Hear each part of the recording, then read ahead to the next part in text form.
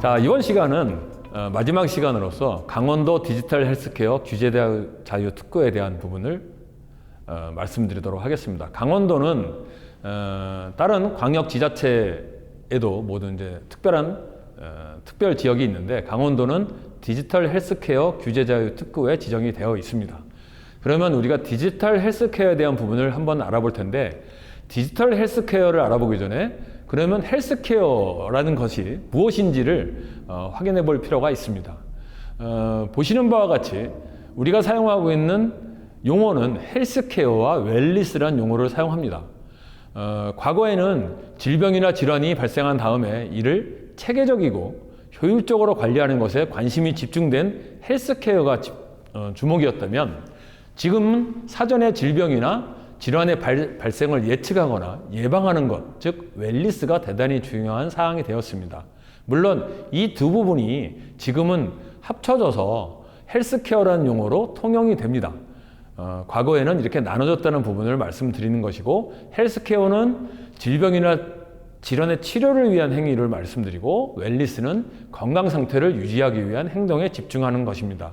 여러분들이 착용하고 계시는 다양한 스마트워치 등은 전부 다 웰니스 제품이라고 할 수 있습니다만, 지금은 그 부분에서 나오는 정보들, 즉 데이터를 모두 헬스케어 제품과 연동시켜서 사용하고 있습니다. 즉 곧 하나의 용어로 지금 진행되고 있다고 보시면 될 것 같습니다. 강원도 산업 현황을 살펴보겠습니다. 조금 옛날 기준인데 2017년 통계청 기준입니다. 중소기업 수는 12만 5,869개로 되어 있고, 일반 현황을 살펴보면 인구는 약 150만 명, 현재도 사실 150만 명 정도가 인구수를 가지고 있고, 대도시로 분류되는 원주, 춘천, 강릉을 제외하고는 지금 10만 명이 넘는 인구수를 가진 도시가 사실상 없다고 볼 수 있습니다. 원주가 약 38만 명, 36만 명 정도, 그리고 춘천이 28만 명, 강릉이 22만 명 정도를 가지고 있는데, 우리가 관광도시인 강릉이나 속초 같은 경우에도 10만 명이 안 되는 그런 숫자를 보이고 있습니다. 이 부분은 강원도 전체 경쟁력으로 봤을 때 인구가 작다는 부분이 사실 많은 제약점을 가지고 있다고 볼 수 있습니다.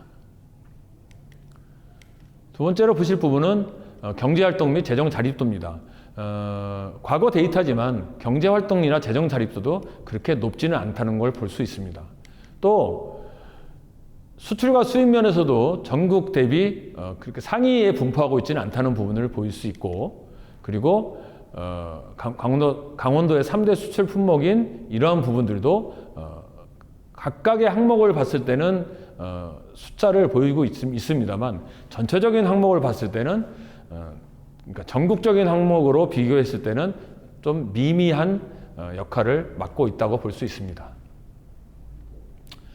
그렇게 되다 보니 강원도만의 특별한 거점 특성화 산업이 이루어져야 된다고 판단을 하여서 춘천, 강릉, 철원, 원주 등의 특별한 그런 거점 지역을 만들어 놓았습니다.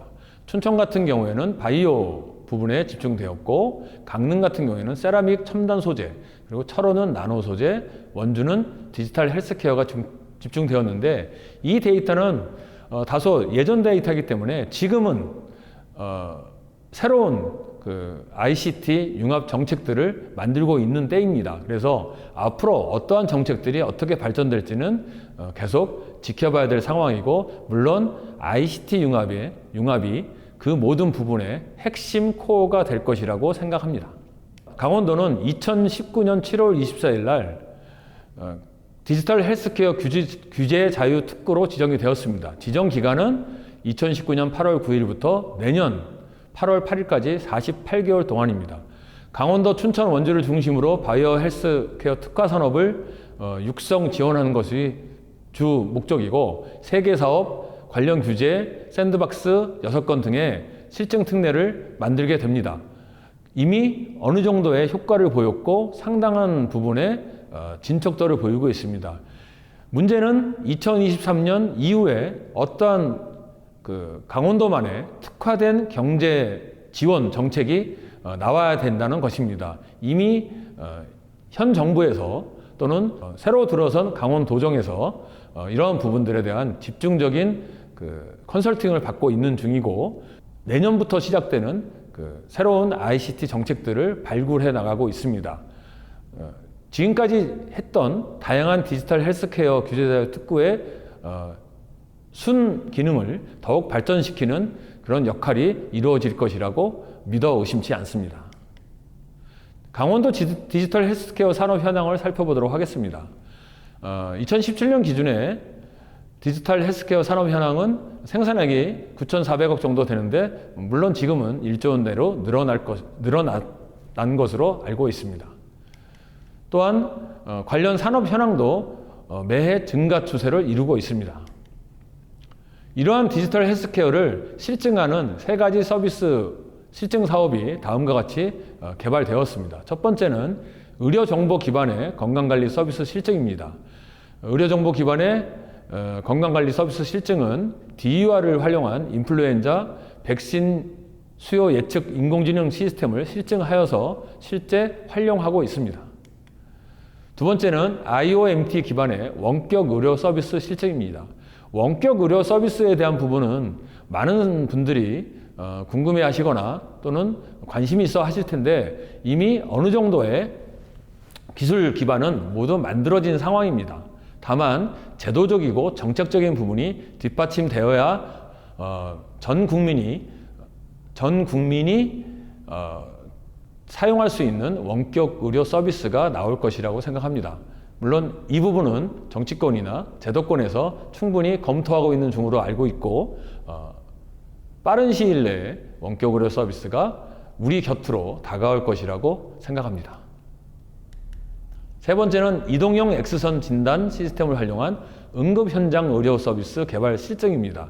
이 부분도 원격 진료와 약간 부합하는 부분이며, 포터블 X선 진단 시스템을 활용해서 실제 현장을 출동한 의료 서비스를 보다 더 정확하고 명확하게 활용할 수 있는 개발 실증 지원 시스템입니다.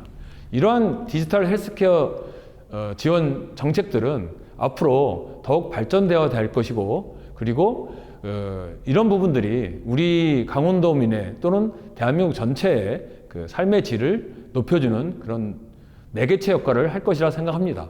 강원도 디지털 헬스케어 규제 자유 특구의 성과를 살펴보면 2019년에 48억 정도의 매출액을 했던 부분을 2020년에 약 6배 정도인 274억 원의 매출액을 보였고, 수출도 약 2배인 140만 달러의 수출액을 보였습니다. 사회적 성과로 보면은 신규 고용 창출을 상당히 이루어내었고, 기업 유치도 8개에서 22개로 많은 기업 유치 성과를 보이고 있습니다.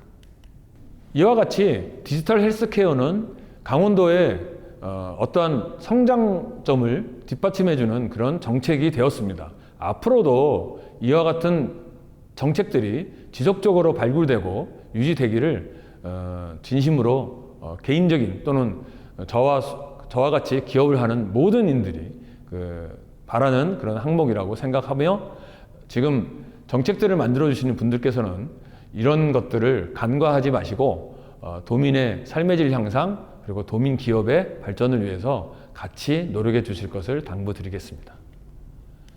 지금까지 우리는 ICT 융합과 그리고 메타버스, 강원도 규제자유 특구에 대해서 살펴보았습니다.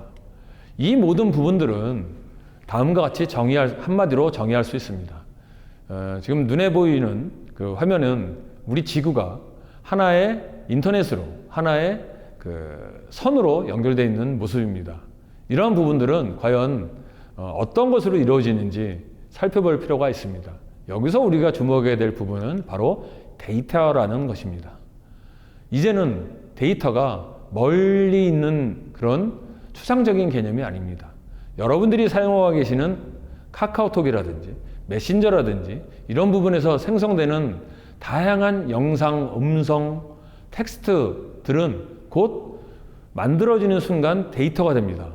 그만큼 데이터를 만드는데 신중해야 될 것입니다. 데이터는 만드는 순간 전 세계에 바로 유포가 됩니다. 하나하나의 데이터가 그냥 넘어가는 데이터가 될 수는 없습니다. 우리가 데이터를 만들 때 보다 윤리의식을 가지고 이러한 데이터를 만들고 서로 공유해야 될 것입니다. 자, 지금까지 3부에 걸쳐서 다양한 ICT의 사례나 활동, 그리고 강원도에서 사용하고 있는 부분들을 살펴보았습니다. 일반인들이 알기 쉽게 설명한다고 설명하였습니다만, 그럼에도 일부분은 조금 이해하기 어려웠던 부분들도 있으셨을 것이라 생각합니다. 충분히 설명을 드렸어야 되는데 좀 미흡했던 부분은 양해를 부탁드립니다. 그리고 지금 보시는 영상이나 화면들에 대한 출처는 지금 오른쪽 하단에 전부 다 출처를 명확히 표시해 놓았습니다. 이 부분도 확인차 말씀을 드리고, 마지막으로 인사를 드리면 이런 기회가 흔치는 않습니다만, 또 다양한 종목에서 다양한 분야에서 이런 ICT에 대한 부분들이 궁금하시거나 또는 활용하고 싶은 부분들이 있으시다면 언제라도 제 연락처가 여기 밑에 보일지 모르겠습니다만 제 이메일로 연락을 주시면 성심성의껏 답변해 드리도록 하겠습니다. 경청해 주시고 방청해 주셔서 감사합니다. 고맙습니다.